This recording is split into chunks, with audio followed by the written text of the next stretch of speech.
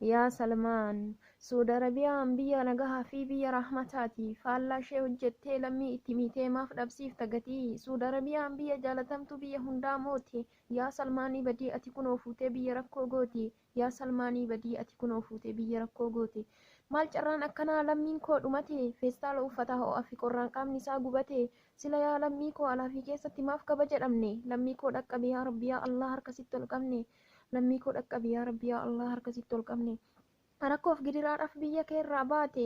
Anaa nyaatu lammii ho'aaf qorraan akka malee taate. Lubbuun lammii kootii maaf hanqate miti? Maaliif dararama hojiif biyyaa bahe nama ajjeesee miti? Maaliif dararama hojiif biyyaa bahe nama ajjeesee miti? Yaa Salmaan maaf nurraa dararta maaloo gadi dhiisi? Yaa Rabbi yaa Allah yoom nurraa dhaabata dararaaf dhumiinsi? Badii tokko malee lammii koo funaantee hidhaatti ol guurte. Maaf lubbuun taphatta yoo badii qabaatan ittiin laattu murte? Maaf lubbuun taphatta yoo badii qabaatan ittiin laattu murte?